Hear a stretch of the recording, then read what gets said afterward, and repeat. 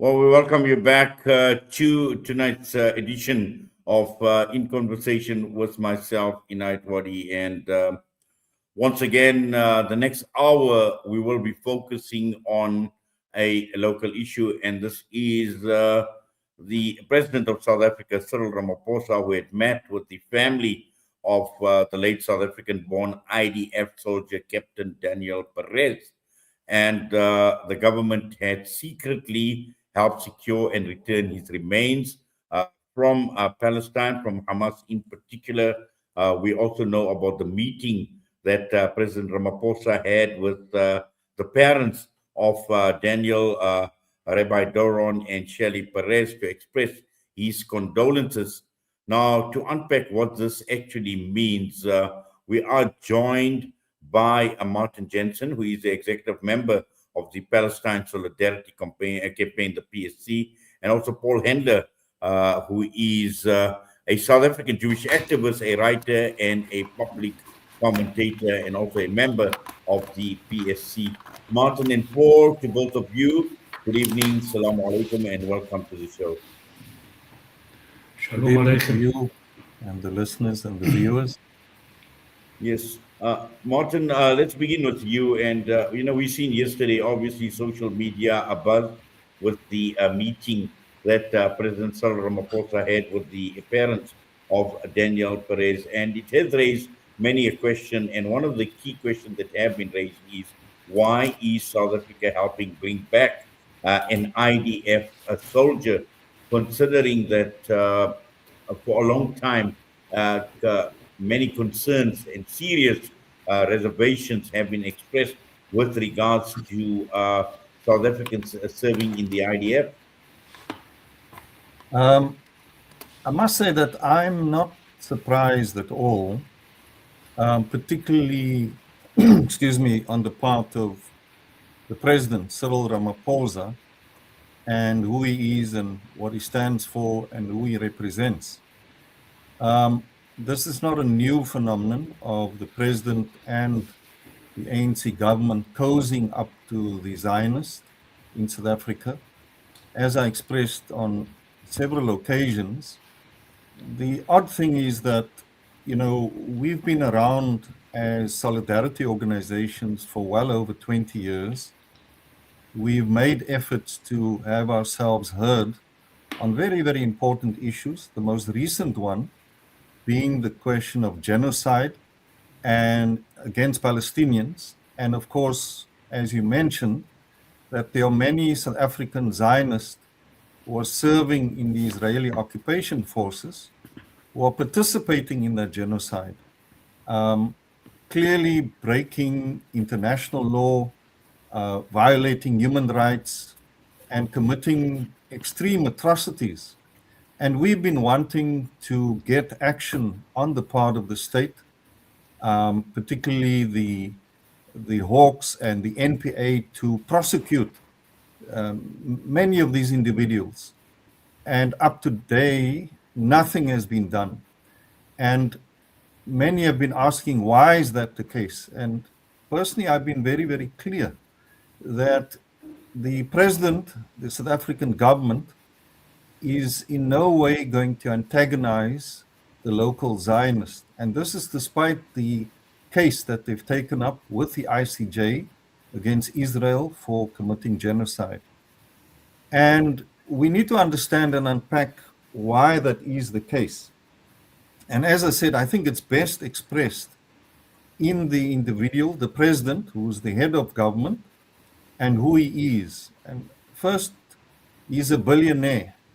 And we all know that he's not, as commonly referred to, a self-made billionaire. He's a billionaire who benefited by virtue of his political position during the transition from apartheid to the new democratic South Africa, by being closely, as a leader of the ANC, being a key figure in the negotiations with South Africa's apartheid ruling class. And historically, he comes from the mine workers union that had a long relationship in their collective bargaining with white monopoly capital because mining was the dominant sector, the dominant industry under or during the apartheid years, the apartheid era. So the fraternizing with big capital, white monopoly capital, and Cyril, in particular, as the leader of the National Union of Mine Workers, has a long history. So he's frequented those boardrooms, rubbed shoulders with these people, and during the transition with BEE, Anglo-American initiated BEE, Cyril and the National Union of Mine Workers were major recipients of unbundling of white monopoly capital companies. Johnny comes to mind, part of Anglo-American, and he benefited. And through over the years, being appointed to so many boards as part of BEE processes, he's become a billionaire. So I think the first point I'm making really is that he is closely tied to white monopoly capital, and I would argue that both he and the ANC represent the interest of white monopoly capital by maintaining the status quo in South Africa. And we know that Zionist Jews are disproportionately represented within those sectors of the population who own and control the wealth, namely white monopoly capital, and that is their leverage, the source of their power in South Africa, political influence. And Cyril bows down to that from time to time. So this move on his part, which I felt was quite excessive actually, one could understand maybe if he wants to appease Zionist elements, he might have sent a message to the family. But this meeting with them of his precious time that he never, ever bothers to spend with the solidarity movement, as I said, over decades, South African government leaders haven't bothered to meet with us about critical issues. He spends this time with the family of someone who was actually a criminal breaking South African law, the Regulation of Foreign Military Assistance Act, and sees the need to meet with him. And for me, that just expresses what this government represents, and specifically their position in relation to Zionists in South Africa, who they refuse to punish despite their criminal acts. And I remember, if I can go on, if you remember last year, I think it was May, the 21st, when Cyril, the president of South Africa, met Donald Trump at the White House. Who was there? It was Johan Rupert, as the key person, as a friend of Trump. Currently, I think the richest man in South Africa, the biggest representative of white monopoly capital, he was there. So for me, it's about appeasing them, and at the same time also the fear to show Donald Trump that, we're not so bad, we're not so anti-Israel, we're a moderate country, etc., etc. It's those kinds of pressures that act on this government and President Cyril Ramaphosa specifically. And for me, that is how I would explain it and analyze it. Well, thank you for that, Martin, and I think you explained it extremely well and in quite in-depth as well. But Paul, just to get your thoughts, and Martin obviously painted this history of Cyril Ramaphosa, white monopoly capital, and the like as well. Does this actually reek of hypocrisy in some way or the other, given that South Africa has been applauded, South Africa has been lauded for its case at the ICJ, and when one sees something like this actually happening, and Martin also alluded to the fact that for someone that committed an illegal act in the country by serving in a foreign army. I think Martin spelt out the influence, the political influences that are operating from a dominant monopoly class, and also geopolitically. I think he referred to those pressures, and I think with you could say it's hypocritical, but I think what's more interesting is just the political influences and the geopolitical influences that drive this sort of process where the president, as Martin says, meets with a family. I mean, there could have been a humanitarian intervention without the president even being involved. Okay, there could have been things that were followed up through other people, and clearly the publicity of the president meeting the family and then announcing this in the public domain is sending a message, and I think Martin's correct in saying that it's a message sort of saying that to the US and to Israel, because the US and Israel are so clearly joined at the hip. If you look at the geopolitical instability that they're both fomenting in West Asia, but sending a message that we sort of trying to sit in the middle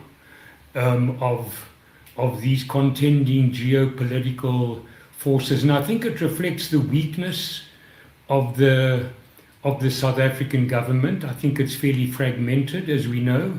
I think it reflects the sort of weakness of the ANC. It's been losing electoral support, and I think it's very much of a responding to pressure government. It has very contradictory voices. It goes to the ICJ, but it refuses over a 15 or 16-year period to take any action against very, very explicitly identified and individuals, lone soldiers, volunteers, who Martin has pointed out, have violated our Regulation of Foreign Military Assistance Act, but they've also fallen foul of international law, the Rome Statute, now the Genocide Convention, and I think it was last year, or was it June 24, when the ICJ ruled formally that Israel's occupation was illegal and it had no right to defend itself as an occupying force. And clearly the IDF's primary role is as an occupying force. So anybody in the IDF who serves in the IDF is actually in violation of a whole series of international laws and our local laws also.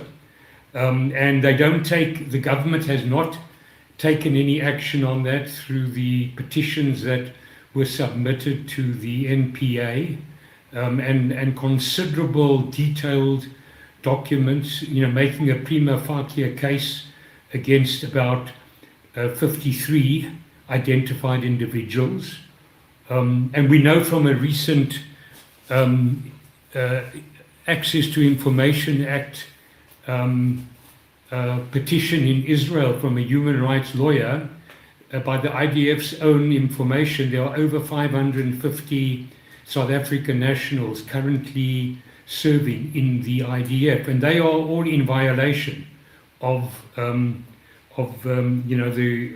Regulation of Foreign Military Assistance Act, and the Rome Statute Act, which we domesticated here, but that is just left by the wayside. It's ignored. So I think it's a reflection of a very weak government. It's a reflection of undue influence, as Martin mentioned it, and I think we've learnt the hard way that we can't expect this government to respond on the basis of petitions and reason. It will require a much bigger organized, civic force to get it to exert an appropriate counter influence. Yes, Martin, when one looks at the official stance or the official position that the government has taken, and there was a statement by the presidential spokesperson, Vincent Ngwenya, who said that South Africa aims to help its citizens in foreign conflict zones, no matter their race or religion. Now, that is a justification that was used, and going further, talking about the government using similar behind the scenes help for citizens caught in other global conflicts, Syria and Ukraine. And we've seen what had also happened in Africa, and if my memory serves me right, it was the DRC, where peacekeeping forces were actually killed on the African continent.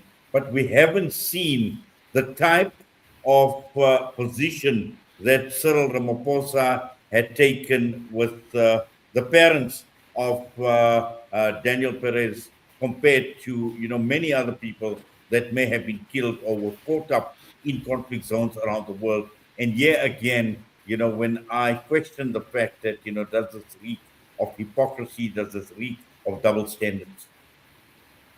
I think for me it's almost worse than double standards, in the sense that here we're talking about him meeting with the parents of someone who committed a crime.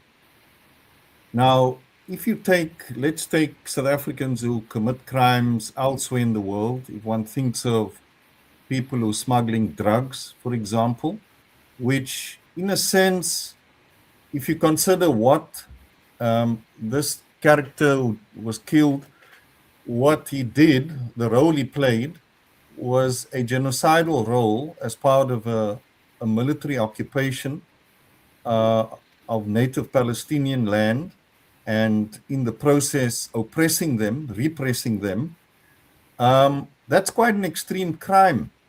And yet the president's prepared to meet with the parents, console them, and show this kind of support and sympathy, etc., and go through all this effort to arrange for his body to be repatriated. So it is quite extreme, an extreme measure on the part of a president who barely has time for, ordinary people and their organizations taking up serious issues. And as you said, the example you gave about the DRC and soldiers serving there, it was very different. Those soldiers were sent at the behest of the South African government, playing some peacekeeping role, presumably, or protecting certain interests there, and they were killed. And their families didn't get this kind of special time individually from the president.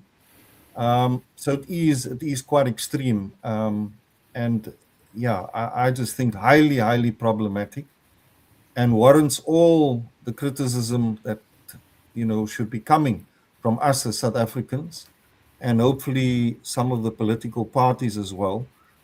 Yeah, it's hard to fathom how he could have gone to such an extreme length to show this kind of moderate role and kind of in-between mediating role with regard to Israel and Palestine, showing it symbolically by doing this.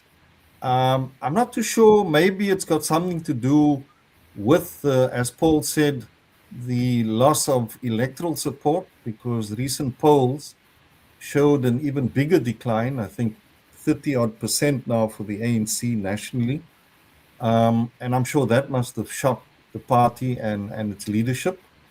And perhaps this is an attempt also to make up ground, not just with the Zionists, but the conservative sections and elements of the South African population. Yeah, so it's as I said, it's quite extreme. Yes, Paul.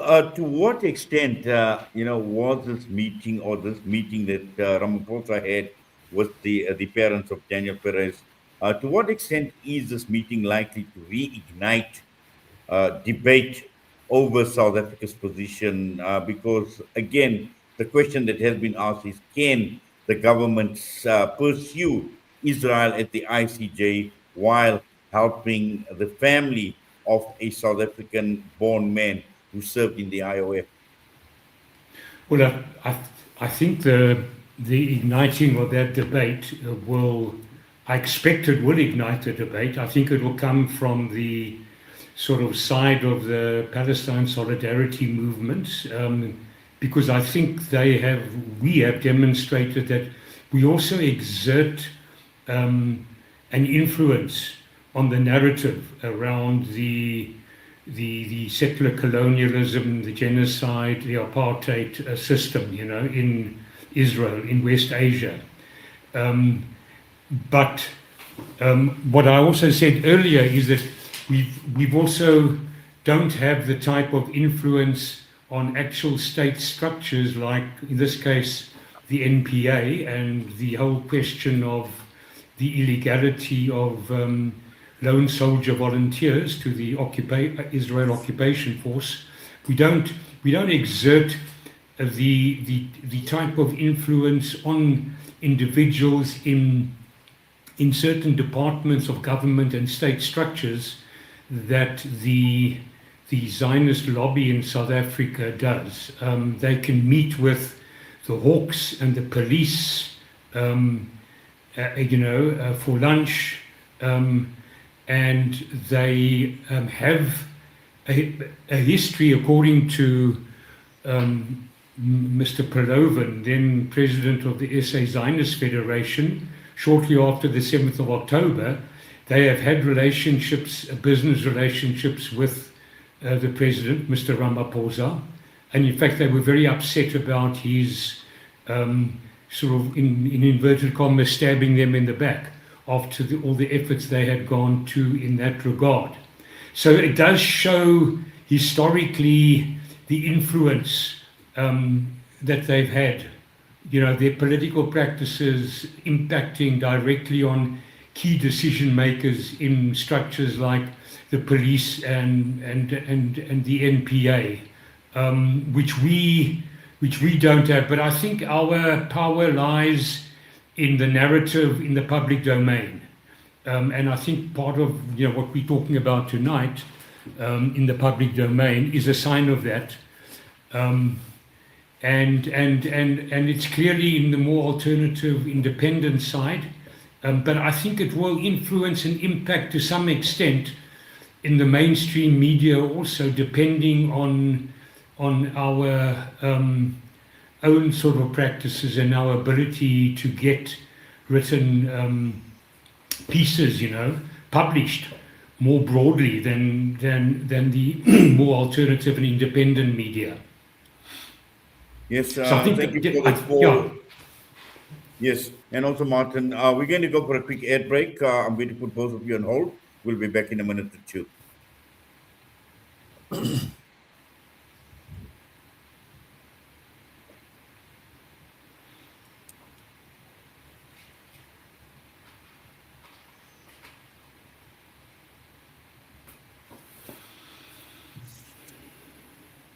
And futures. Protecting them shouldn't mean compromising the values that matter most. ACNE Group of Companies, a Muslim-owned business, offers our short-term diamond insurance covers founded on ethical principles, transparency, integrity, and responsible service. This allows us to provide insurance solutions that align with ethical values while maintaining the protection and service standards you expect. To ensure complete peace of mind, all premiums, claims, and premium investment funds are managed through designated Sharia-compliant bank accounts, reflecting our ongoing commitment to ethical and responsible financial practices. From your first inquiry to the moment you need to claim, we are committed to providing professional, transparent, and reliable support. Choose insurance that reflects your values while giving you confidence and peace of mind. Speak to ACNE Group of Companies today to learn more about our commercial, engineering, professional indemnity, and liability diamond insurance covers. Call Rafiq Isaacs on 084-822-6570. ACNE Group of Companies comprises authorized financial services providers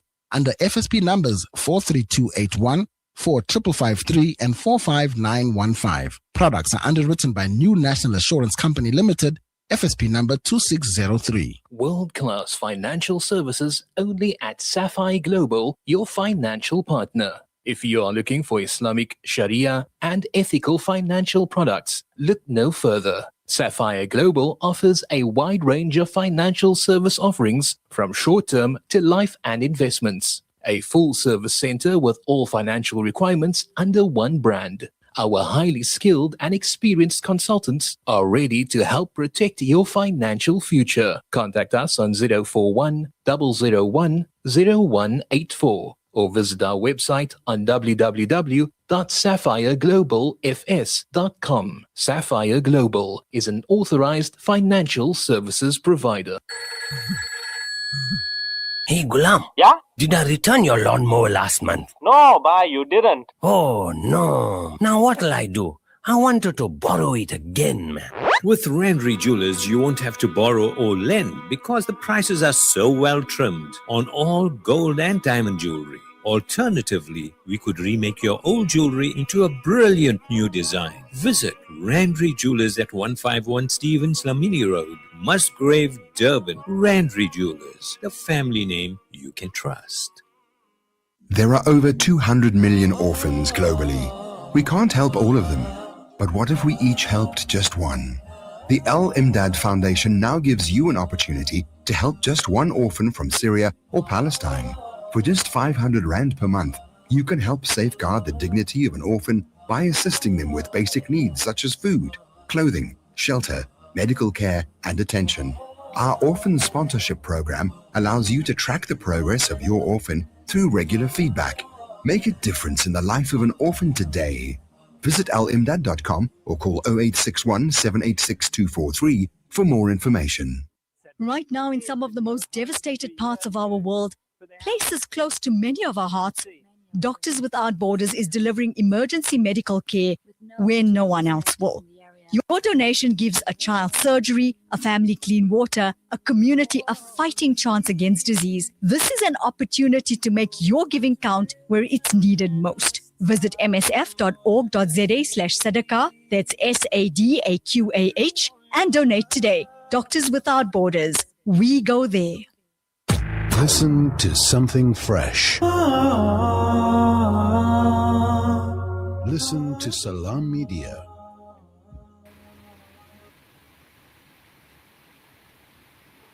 Well, we continue our panel discussion with my guest Martin Jansen and Paul Hendler as we unpack and try to understand the reasoning behind South Africa helping bring home an IDF soldier or IOF soldier while pursuing Israel at the ICJ. Martin, just to continue now, we know that nothing is clear, nothing is black and white as it appears on the surface, and we know that a number of undercurrents are playing out in the background.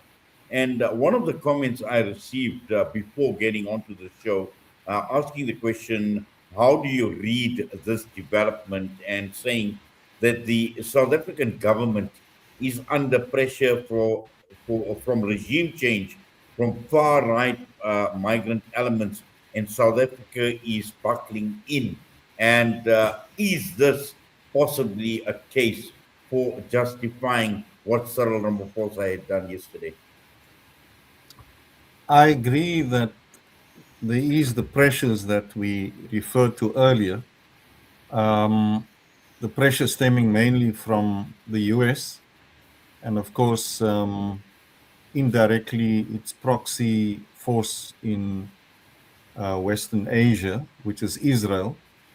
And that gets expressed in South Africa through various Zionist organizations. There's direct and indirect pressure. That is definitely true. And as we said, the ANC, and Paul highlighted that the ANC has been extremely weakened. Firstly, when it lost the majority in the previous national election, I think it only had 41% of the vote, and now it's predicted to go down as low as 30-odd%. So that is a big problem. It's in fact a crisis for the ANC. And in this position of weakness, it is now pandering to so-called more moderate and even right-wing forces, and to win them over. And it's also in the context of a weak left forces. In other words, those who stand for human rights, for progress, for a fuller democracy, and for example, people who fought against Afrophobia and xenophobia and so on. So this is the difficult position that the ANC and the president finds themselves in, and is trying to communicate, that they're moderate, they're sympathetic to Zionists, they're not that extremely opposed to Israel, etc., etc. And it's a tightrope that they're walking, because there are, of course, many South Africans, millions of South Africans, who are appalled at what Israel and the US regime under Donald Trump is doing. And so that support will be lost by virtue of this game that Ramaphosa is playing. So yes, the pressures are definitely there, and causing this extreme behavior on the part of the president. Yes, Martin. And also, Paul, I think what's important to understand is there are obviously various possibilities at play here. But and what some are actually saying and calling for is, as Palestine solidarity in this country, a factual-based assessment needs to be conducted to get to the bottom, and also at the same time to understand what are some of the real agendas at play in this development. Well, I had a brief look at some of the reportage in some of the media, and it's clear that there were links between the ANC government and Hamas that were activated in order to achieve this repatriation. It's not clear which individuals in government played a role. It seems that Ramaphosa, it's not even clear that Ramaphosa was directly engaged in the actual talks and the conversations, but he clearly is the front man. He clearly is the public image, and I think Martin and I have mentioned or reflected on why that is the case, because of these geopolitical pressures, and at the same time the internal weakness of the ANC in the government of national unity. And I think also the fragmented nature, if I can put it that way, or the weakness of the South African state, in terms of governance, just basic governance, being able to govern according to an agreed set of rules. We see all these commissions telling us that it's in fact observed in the breach. We know that the problems there impact right into the state's ability to deliver services and all of that, and so I think there's also a fragmented nature in the society. We saw some of the destructive outputs that come from that type of pressure on the population, of hunger, poor housing, or inadequate or no housing, unemployment and all of that in the 2021 lootings that happened in Gauteng and KZN. And I think it's you talk about a fact-based assessment of what's going on. I think it would be quite useful to get to that by exploring the extent to which a future shock like that could just happen and be exploited, or possibly even engineered, because it is clear that and it's been written about by many, but amongst others, the Canadian public intellectual Naomi Klein. It's clear that shocks are what turn situations around and achieve regime change. Okay, and where you have a very strong unified government, i.e., in the case of Iran, you have that being withstood, and the counter happening. I fear that in the case of South Africa, you have an opposite example to a strong state or a relatively strong state as manifested by Iran in this pressure that they're facing. And so I think it's quite plausible, and I think it warrants more investigation and reporting on, and there are people who are doing it, and I think it would be very useful for outlets and platforms like Salam Media to air those thoughts and that research and that reportage that is being developed, but maybe hasn't really found a strong public domain presence yet. Yes. Martin, just looking at it from a Palestinian solidarity perspective, and the two, I think, most burning issues are Glencore and the coal, which is going on for a very, very long time, and also the whole question about those serving in the IOF. And we've learned that for well over 13 years, there have been dockets that have been gathering dust with the NPA. And we've seen what, strong cases that have been built by the legal teams who have actually come up with these dockets, and yet we are not seeing anything. And yet some are saying that we need to be measured in our criticism of the South African government, particularly after what had transpired yesterday with Cyril Ramaphosa and the parents of Daniel Perez. I'm not too sure how measured we can and should be, because to be honest, restraining ourselves won't make any difference. They ignore us either way. And as you mentioned, Glencore and the export of coal from South Africa. South Africa is now the biggest exporter of coal to Israel. So in effect, powering the genocide. And we've made representations through the SABDS coalition to the minister, Parks Tau, who effectively has ignored us. I don't remember him actually responding to the memorandum that was submitted. And as you said, similarly, the NPA cases as well, just completely ignored. In other words, we could argue that the state organs like the NPA and the Hawks are actually complicit by failing to prosecute or even investigate fully. So this is where we find ourselves. And I believe we actually need to be harsher in our criticism, but also stronger in our mobilization, in our organizing and pressuring government.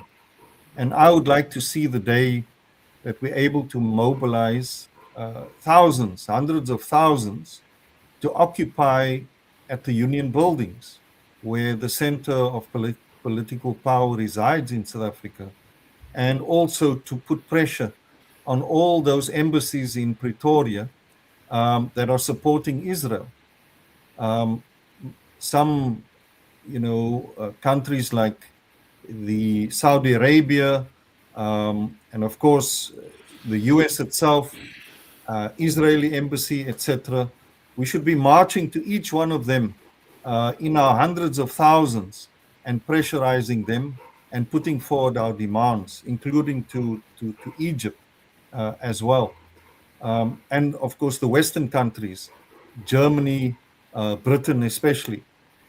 So I think we need to up our game. We need to up the ante in the way that some of the British protesters have done in relation to Albert, for example. And I know they're facing consequences there. by virtue of the British government's fairly repressive legislation, outlawing them as so-called terrorists.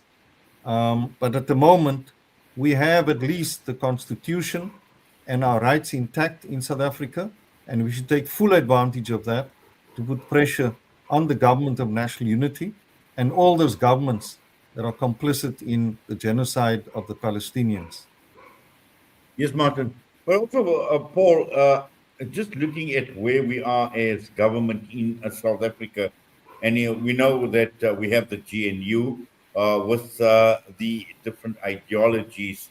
But when it comes to the Palestinian question, and it appears that we don't have those strong voices represented in government for the Palestinian cause like we did in the past. We know we had people like Dr. Naledi Pandor. I'm not too sure who else there is at this point in time. And also, I think the biggest concern now is are there rogue elements within the ANC government that are pushing this right-wing agenda or trying to avoid the trap of the South African government being embarrassed? Well, one of the parties, a small party, but it's in the government of national unity, the Patriotic Alliance, they had a member of parliament who raised the question of the repatriation of the remains of Daniel Perez in parliament. I think it was probably about a year ago. And the reportage that I've read show a sequence of events, where that became part of a whole lot of events, which also involved conversations between the Jewish border deputies and the government and Ramaphosa. So you had this sort of proxy for Israel, plus a supportive small political party making a public statement. We know the DA, which is probably the second strongest component of the GNU, where it stands on Israel. We know, for example, Hendler is in denial about the fact of a genocide taking place. Who the actual elements within the ANC are is an interesting question that I can't put my finger on. Okay, but I do know that within the police leadership, there was a meeting, I think it was a couple of years ago in Johannesburg, following protests which we and several other solidarity movements were involved in Hatfield Street, which is a street in Cape Town that houses quite a lot of important Zionist organizations.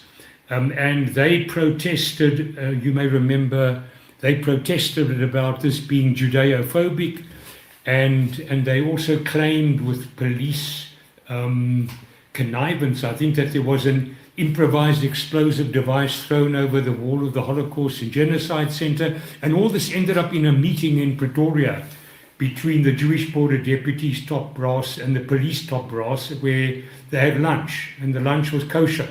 That was like how it was presented to the public. Okay, so there is very, very clearly strong undue influence at very high levels of state administration. Amongst the sort of political representatives in the ANC, I don't know. Lamola himself was at the ICJ. Pandor was there, of course. So I suppose there's a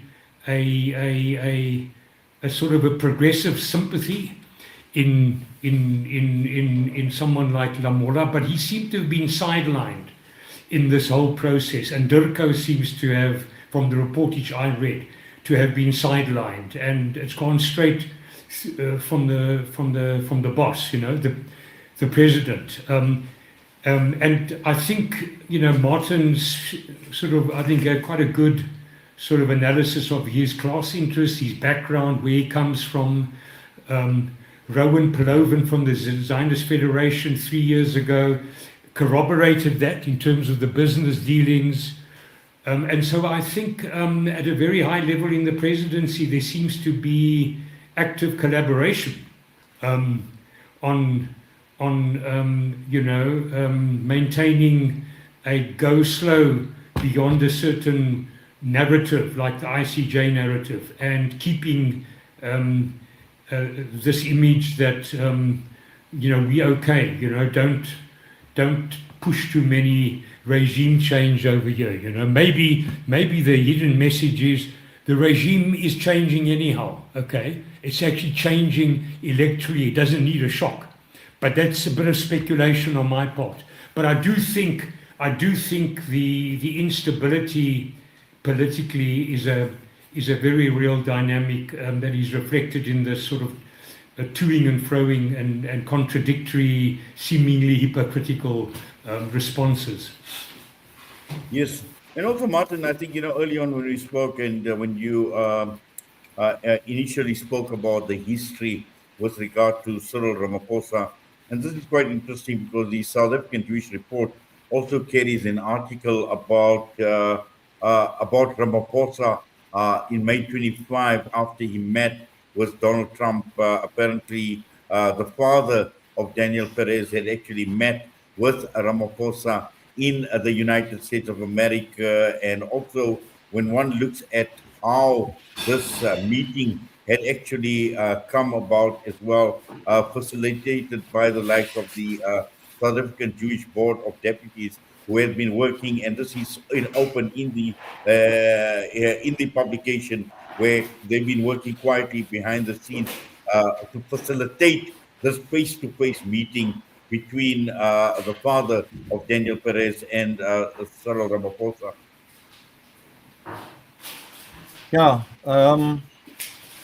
it's interesting because it reminds one of the way politics works in the USA, with all these lobby groups and organizations that directly pay fees to congressmen, to politicians in the US. And I don't think it's exactly the same in South Africa. I think it's a bit more indirect, but it's the same process that takes place. And as Paul mentioned, that with the referral to the ICJ, the SA Board, Jewish Board of Deputies clearly expressed that they felt they were stabbed in the back by Cyril Ramaphosa for leading and supporting this in his government. And what that indicated was that they had been, in fact, he said in that article that they had been supportive of Ramaphosa for many, many years, financially, right? So it's very, very clear that that relationship exists. But, I was thinking, when was it? In 2024, late 2024, you remember those so-called illegal miners who were trapped in the mine shafts, the closed mine shafts in Stilfontein? I think more than 70 of them died.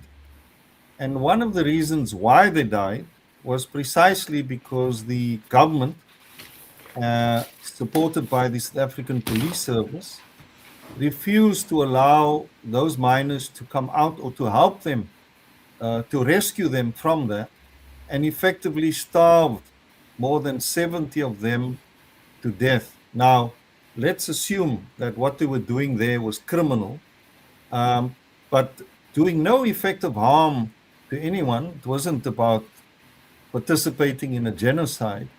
And just look at the response of this government. And it was expressed very clearly by the minister in the presidency. She was quite explicit and jeered and laughed that this government was not going to help those so-called illegal miners to be rescued. Now, just look at the contrasting response that poor Black African miners were trying to make a living for themselves and their families were kind of exterminated deliberately by government inaction and not enabling them to be rescued. And just look at the different responses that we get from this government. I think for me, that just says it all. And not to mention other atrocities like the Marikana massacre and so on. I will leave it at that. Paul, we've got about 3 or 4 minutes. Just final thoughts from yourself in a minute, and I'll ask Martin to then give us his closing comment. Yeah, I think Martin, your drawing of that comparison is quite important, quite telling, and I think it tells us how critical the situation is that we as progressive forces face in the country at the moment, and that as you said, we have a lot of work to do. You're talking about mobilizing many people. I also think beyond that, we have a lot of work to do organizing. It's easier said than done. And I think you also made the important point that on the progressive left, our forces have also been fragmented and depleted over time. And so these are all important challenges, and I think they require quite a sober analysis, of this. And I think one of the important moves is that we are relatively independent of the ANC, which wasn't always the case.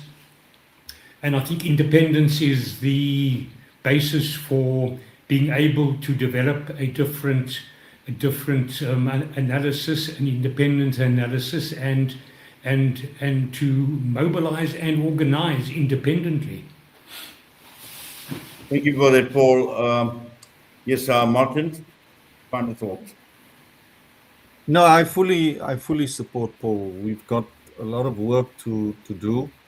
We know that our efforts in relation to Palestine is not only about solidarity with the people of Palestine, but in effect, it's about tackling bigger issues globally, human rights, equality for all, including, of course, South Africa, where we're the most unequal country in the world.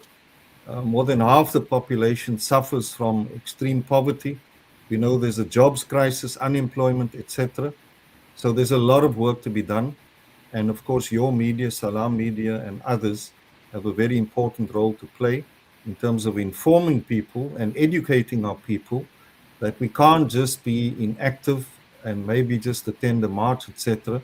There's a lot of organizing work to be done to mobilize our people to the level at which we had in the 1980s, where millions and millions of people stood up against apartheid and in effect was successful in ending that system. And we can make a change now, more than ever necessary in our entire history.